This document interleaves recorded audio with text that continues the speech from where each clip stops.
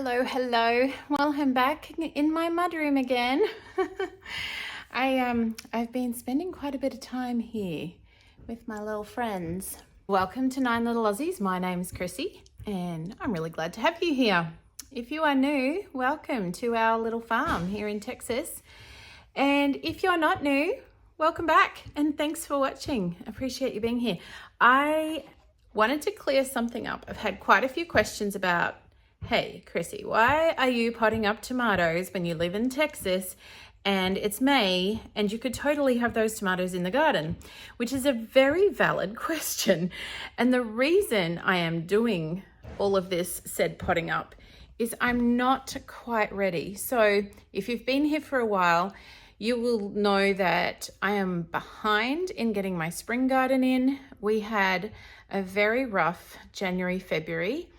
And last year I started seeds quite early. This year I did not. I just didn't have the capacity and we were sort of in survival mode. So when you have a large family, and not that our family is massive, but it's big enough that when sickness goes through the house and then multiple sicknesses, and then especially when mama is down, and I had a few complicating things that just meant I was at my limit and I did not start seeds. So number one, I'm really late getting started. Number two, I could put them out in the beds, but I haven't quite got them ready. So we're starting new row gardens. I've done a few videos on that, on the row gardens that we've started at the back. And that's where I'm going to put a lot of the tomatoes. I will put a few in through here, but the ones out the back, I have to put the trellises up. And I'm waiting on a few things for that, partly materials and partly time to get it done. So in the meantime, so that I don't lose the ones I have started, I'm just potting them up so they can continue to grow here. We do have this big old room on the side of the house that is working quite well as a sunroom, as a little greenhouse, I guess, even though that's not what it is, but it has a lot of windows and a lot of ventilation because the windows are broken and don't shut. So that works out for us in this regard. So yeah, I'm just getting the tomatoes to a place where I don't lose them, seeing as how I'm not ready to put them in the ground. Okay, so I have a lot of tomatoes, way more than what I'm actually probably going to even be able to use. If you've been around here a while, you know that I am not averse to dumpster diving. And I did take rescue a bunch of seeds that were being thrown out by big box stores. And so a lot of these tomatoes are from that. And there's nothing particularly, like they're not heirlooms, they're not anything particularly special to me. But they were seeds that were available. And when we came here and started on our homestead, we flew from Australia with 16 suitcases and pretty much used all our savings getting here.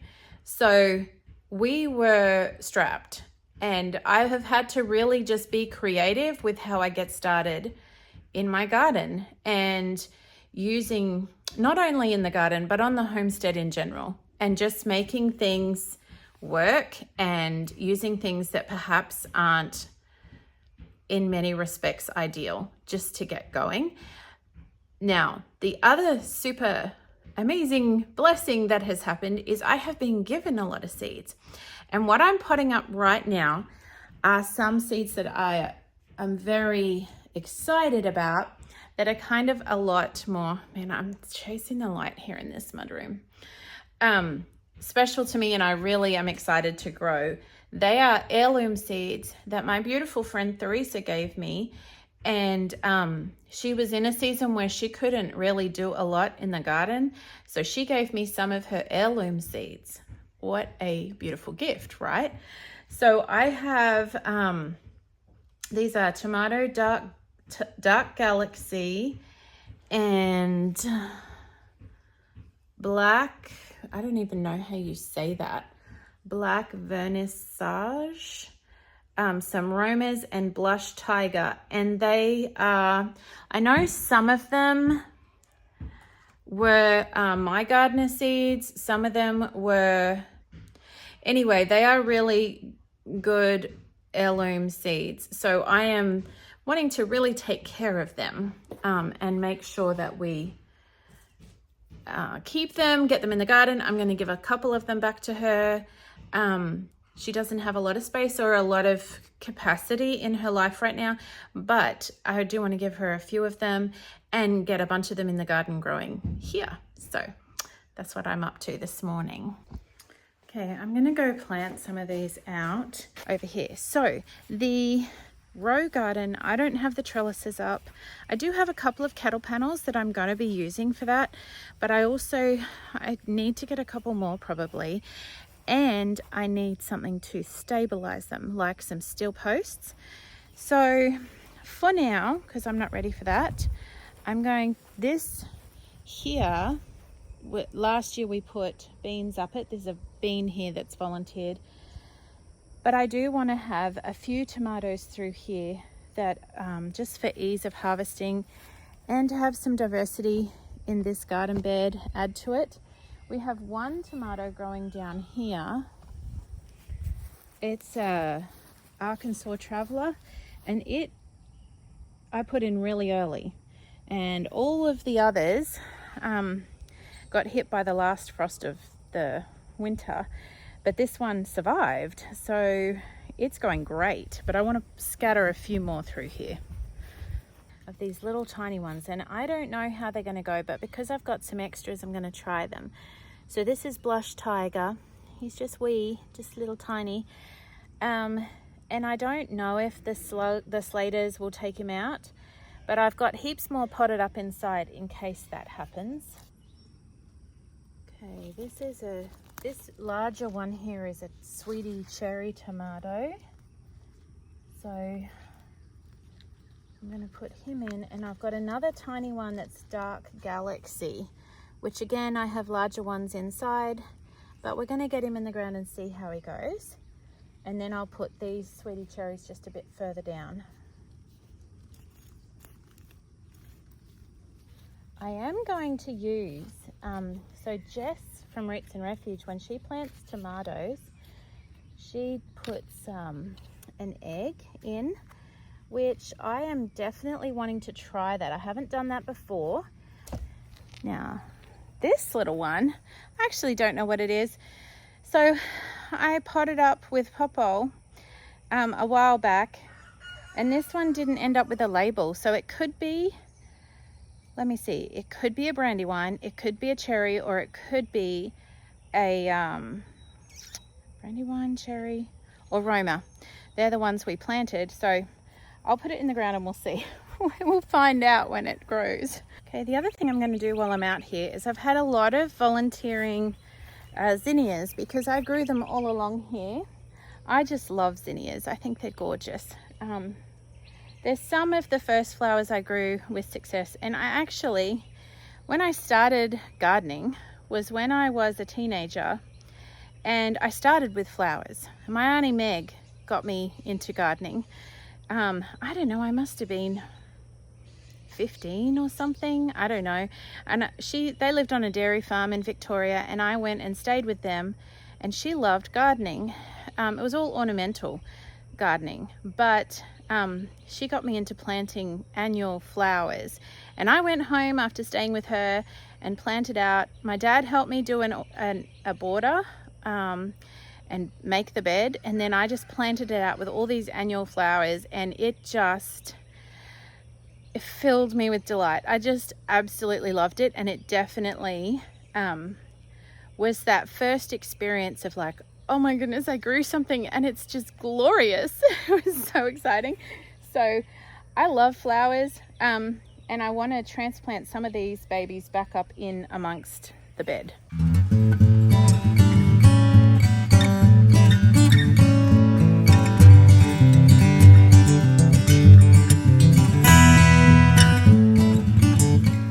Okay, one thing I have been a little neglectful of, honestly, if I'm just going to be truthful with you, is my worm farms. which one of the things I love about worm farms is that you can neglect them a little and they're very resilient as long as they have some food. It's a bit dark under here. As long as they have some food and as long as they don't get too hot or too cold, and we provide just really thick insulation to help with that, then they're very easy. They really are very easy. So I'm going to get some worm juice for my garden. Okay, so this is our big worm farm. And, oh, yeah, they're right there at the surface. You see these little guys wiggling around. Hey, wormies. Hey, wormies. So they're happily eating away, and the wood chips are providing some insulation for them. So I have this bucket down here, and at the moment we've got it left open. And honestly, that is because with all of the heavy spring rains we've been having, if we forget to come out and turn that off during rain, which definitely happens, if we forget to turn it off, then the water level is going to go up, and the worms could all drown, which would be very tragical. So we are just leaving it open, which means we do lose some of that good worm juice when it overflows. And this one doesn't have an off switch anyway. And this one actually is ready for harvesting, which I'm going to have to do pretty soon. So I did a video a while back on how to make one of these out of an old tote. But see, this is all just super rich worm castings. It's already good to go. So I'm probably going to use this to top some of my pots up. It's got a few little wormies in it.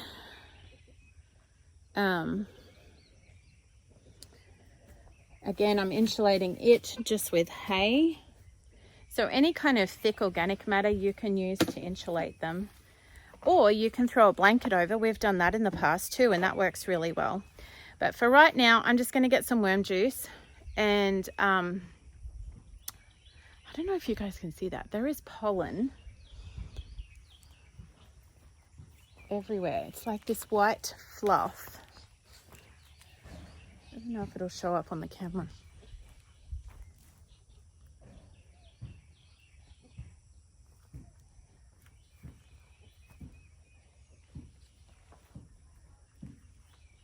Anyway, I don't know if you're going to be able to see that, but there is white pollen, fluffy. I don't know if they're dandelion fluffs or if it's from something else, but it's everywhere at the moment.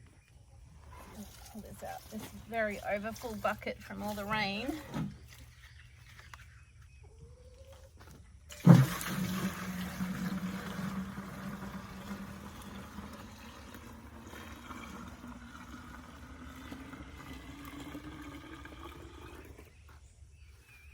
Now I could pretty much just put this worm juice on whatever I wanted, but I'm going to use it to water in the little tomatoes I just planted, and I did plant out some bell peppers here yesterday, I think, or the day before. Might have been the day before. Anyway, I'm going to give them all some worm juice, give them a little kick along.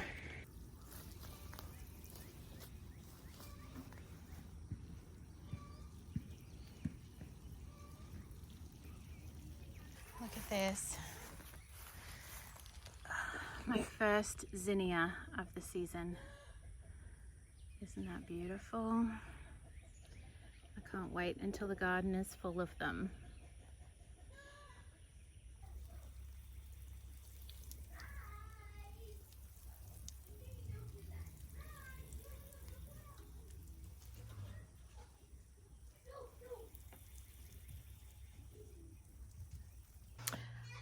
I have come to sit down and have a little rest because it is getting quite warm out there, and I just needed to think through some things, because as I was wandering around the garden and watering and planting those tomatoes, I kept seeing things that, oh, I should have done that, I should have done that. So I've got my nice cool drink.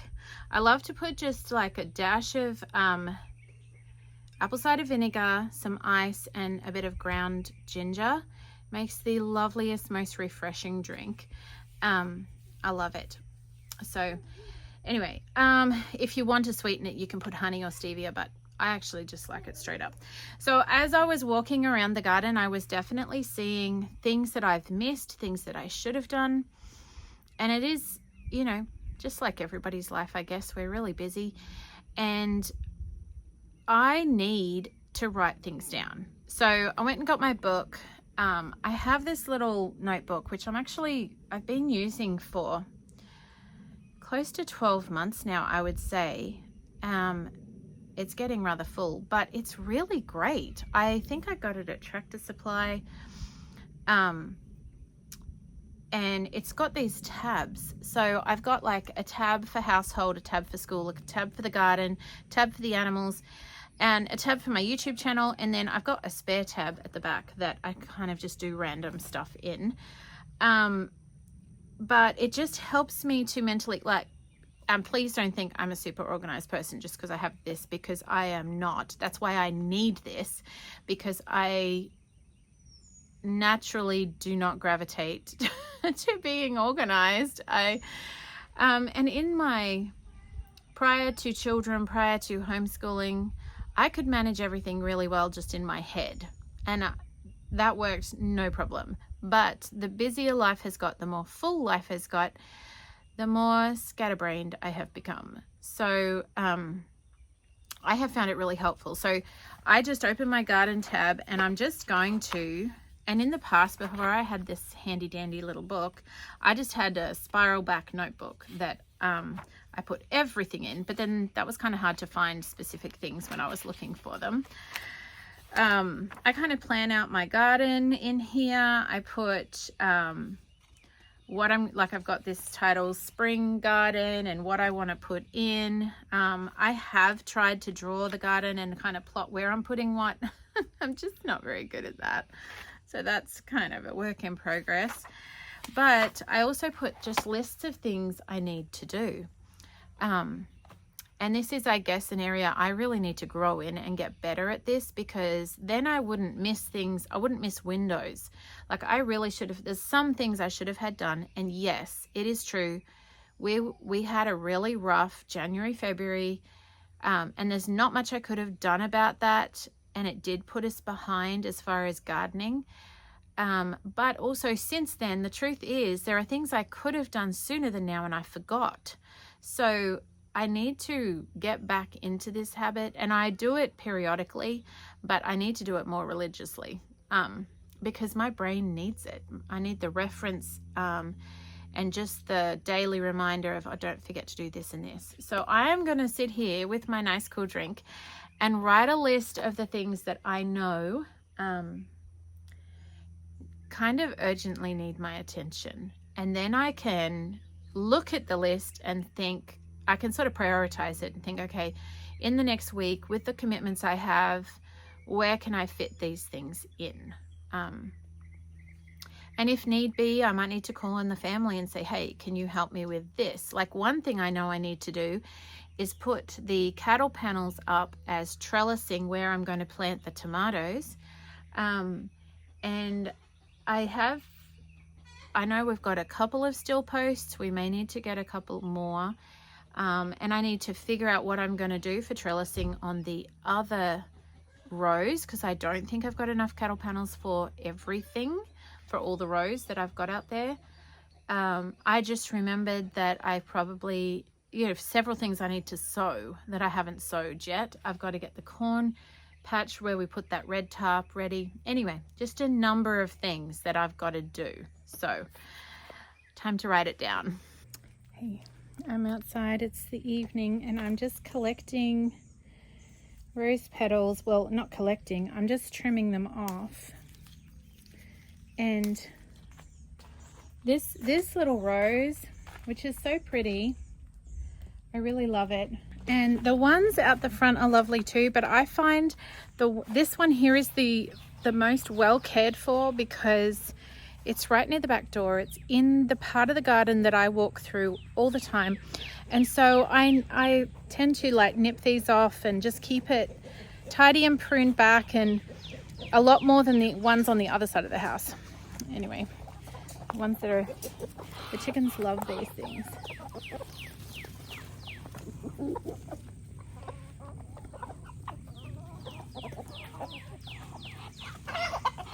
It is the end of the day, people.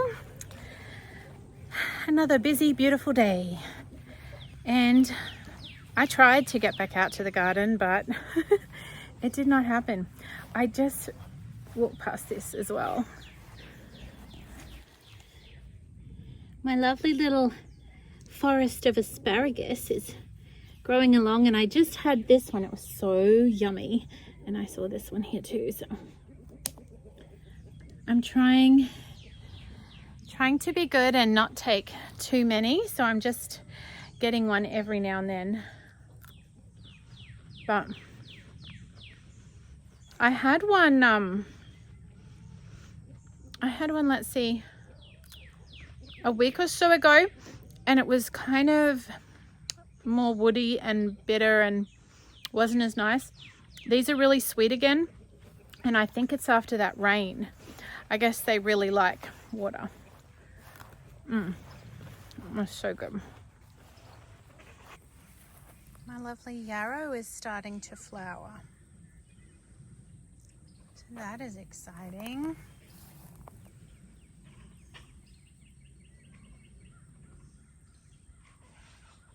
I am not 100% sure when to harvest it. I think I read that you harvest the flowers of the yarrow, but I need to check up on that and see if that is the case. So this one, it suffered some kind of, I don't know what got that, but it's coming back, so that's good. My cucumbers are growing. I do feel like they're not growing as fast as last year, so that's interesting. So I did write my list. I sat down and wrote my big list, and actually putting it all down on paper, I kind of wandered around the garden as well. I sat there for a while and wrote down all the things I could think of, and then I wandered around the garden and thought of a few more things, you know, as soon as you see them. And at first it was a little overwhelming because I was realizing how much there is to do and how much I haven't done yet. It was really truly helpful to get it down on paper. So now the key is, okay, let me break that down and see what I can do when. And realistically, there won't be a whole heap until after the graduation and the wedding this weekend that are going to keep us pretty well occupied. So after that, early next week, and I guess this is the reality really of homesteading when you're weaving it into the edges of your life. Just looking at my poor garlic. I do hope it bounces back.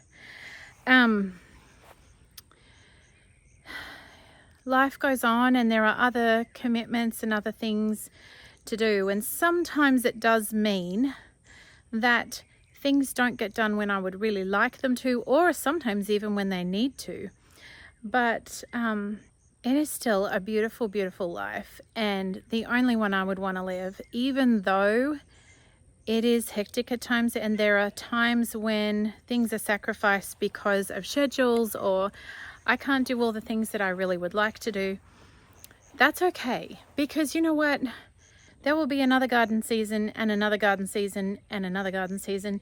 And the same with the animals. What we don't get to this year, like we haven't this spring done the meat chickens, but perhaps, you know, in the autumn we'll be able to, or next spring, you know, whatever the case is. We've got one cow now, and we're probably going to have to send her, like put her dry and send her with a bull. And so we'll be without milk for a period, but then she'll be in calf again. I mean, it rotates. There are seasons and cycles, and I think it's really freeing to just be okay with that and not stress, not worry if all the things aren't happening straight away. I said to a friend yesterday, you know, there is no condemnation in not being where you want to be. And you might want to be somewhere else, but I might want to be further along in our homestead and further along in developing our infrastructure and more animals and all that thing, and further along in the garden, this, even just within this little season, it might not have gone how I want it to go, but that's okay. You know, there's space for life to happen and for us to be just happy and content with that. And I'm glad for the fact that I am now in the garden and I am planting things, and they will grow and we will get a harvest. No matter, maybe it could have been better, but that's okay. It's still good. The cool of the day. It's a really beautiful phrase. I know it's in the Bible, but it really is a beautiful time of day. Hey, everything feels like it's settling in for the night. And there is something about living more closely connected to the land and to your food and to, I think it's really just to creation, the earth, that restores the natural order of things, and in doing so, I find restores my peace. Walking in the garden in the cool of the day, and it's not a perfect garden. I mean, I have kind of ugly looking IBC totes stacked up on dodgy looking pallets and broken fence lines. Like, if you look closely, this is not a picturesque scene that you see. We have things tied together with binder twine, and like I said, we've got Dad and Dave's farm, but it is still just a little homestead. Oh, I just saw a bluebird.